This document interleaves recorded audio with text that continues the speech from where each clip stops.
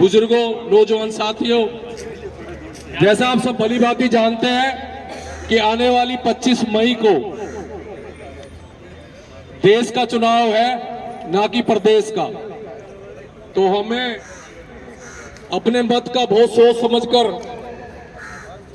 उसका इस्तेमाल करना है। और जैसा मैंने बताया कि आप सब तो बुद्धिमान लोग हैं, आपके आगे ज्यादा बोलने की हमें जरूरत नहीं पड़ेगी।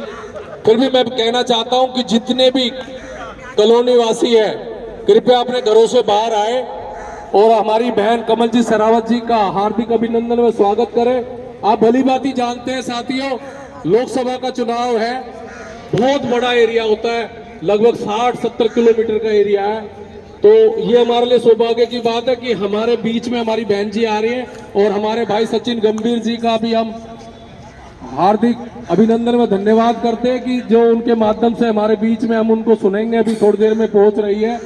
तो मैं फिर निवेदन करना चाहता हूं। मैं अभी थोड़ी देर पहले अपनी बहन जी से यही बात कह रहा था कि लोगों की एक शिकायत रहती है कि भाई चुनाव होने के बाद नेता जो है फिर दिखाई नहीं देते और आते नहीं। मगर मैं एक बात आप लोगों से पूछना चाहता हूं कि जब जिसको जरूरत होती है जिस काम के लिए, तो हमें वो काम के लिए जाना पड़ता है नहीं जाना पड़ता? मैं आपसे पूछता हूं। अब हम जब सुबह उठते हैं तो भगवान को भोग लगाते हैं, मंदिर में जाते हैं, तो किस लिए जाते हैं? हम अपने स्वार्थ के लिए जाते हैं। मंदिर में मत्था टेकते हैं, डेली जाके गणेश जी को लड्डू खिलाते हैं, हनुमान जी को चोला चढ़ाते हैं, भोले बाबा को अभिषेक करते हैं कि मेरा बेटा जो है पढ़ने लिखने में अच्छा हो जाए, अच्छी बहू मिल जाए, बड़ा आदमी बन जाए। तो रिश्वत तो देते हैं नहीं, रिश्वत का जमाना है। मगर ये वो रिश्वत है जो हमारे धर्म से जुड़ी हुई है। तो मैं चाहता हूं कि ऐसी रिश्वत हर हिंदू भाई दे, हर आदमी अपना सुबह नहा धोए, अपना वक्त उठे, मंदिर में जाए, गुरुद्वारे में जाए।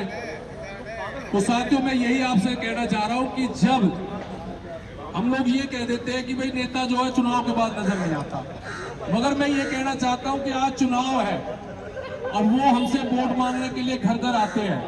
इतनी मेहनत करते हैं, वो 24 घंटे में से 20 घंटे काम करते हैं जो चुनाव लड़ता है, क्योंकि चुनाव लड़ना कोई बच्चों का खेल नहीं है।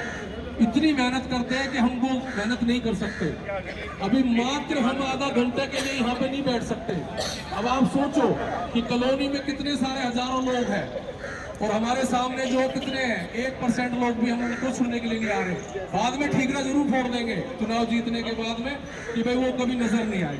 मगर मैं बताना चाहता हूं साथियों, आज हम अपने घरों से बाहर निकलकर उनका वेलकम करेंगे, स्वागत करेंगे। कहते हैं कि समर्थन दिखना चाहिए। मुझे मालूम है कि आप वोट दोगे, आप पक्के नरेंद्र मोदी जी को चाहते हैं, देश के यशस्वी प्रधानमंत्री आदरणीय श्री नरेंद्र मोदी जी को। मगर मैं ये भी बताना चाहता हूं कि वोट के साथ में जो है समर्थन जो है दिखना चाहिए। कल को आपकी कॉलोनी का कोई काम पड़ेगा तो आप चौड़े होके जा सकते हो, आंख में आंख डाल के बहन जी को कह सकते हो, बहन जी हमारा समर्थन भी था आपके साथ में। तन से, मन से और धन से समर्थन होना चाहिए। होना चाहिए नहीं या नहीं होना चाहिए? मैं आपसे पूछता हूं, होना चाहिए ना जी? मैं मोहन गार्डन में रहता हूं, मेरा नाम महावीर फौजी है। मेरे को सचिन गंभीर भाई ने बुलाया कि भाई आप आना है और थोड़ा सा संभालना है। तो मैं जब आया था सबसे पहले आ गया था। सचिन भाई को भी मैंने एक बात कही थी, भाई मैं तो पहुंच गया, आप भी नहीं पहुंचे हो। और अभी मैंने ये इसलिए कहा कि भाई माइक को चालू करो, लगना चाहिए कि हमारे यहाँ मीटिंग हो रही है A1 ब्लॉक में। लगना चाहिए या नहीं लगना चाहिए? हम डेली घूमते हैं, सुबह मॉर्निंग वॉक करते हैं पार्क के अंदर। आप ये मान के चलो कि आज हम जो है योगा की क्लास ले रहे हैं। मैंने तो यहाँ पे आके 5 मिनट अपना योगा भी कर लिया था। तो साथियों, मैं सिर्फ आपसे इतना ही कहना चाहता हूं, जितनी भी मेरी मातृ शक्ति है, जितने मेरे भाई बहन है, आज उनको सुनिए, क्योंकि लोकसभा का चुनाव बहुत बड़ा है। 60-70 किलोमीटर का एरिया, 10 विधानसभा आती है। तो इसलिए ये हमारे लिए सुनहरा मौका है कि वो हमारे बीच में आए।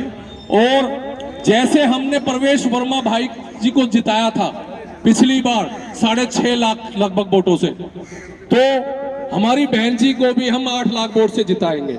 जिताएंगे या नहीं जिताएंगे? मैं आपसे पूछता हूं। तो जितने मेरे भाई खड़े हैं, कृपया, कहते हैं नेता को ना कुर्सी खाली बड़ी अखरती है।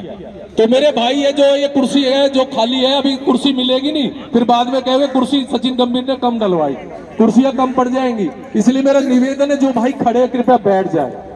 कृपया बैठ जाए कुर्सी पे, मेरा निवेदन है भाई साहब, प्लीज आ जाइए, आइए, आप लोगों के लिए डलवाई है ये, बस चंद मिनट में हमारी बहन आ रही है। तो साथियों कृपया कुर्सी में बैठ जाए। कहते हैं वक्ता को भी जब भी आनंद आता है जब सामने श्रोता उसका साथ दे।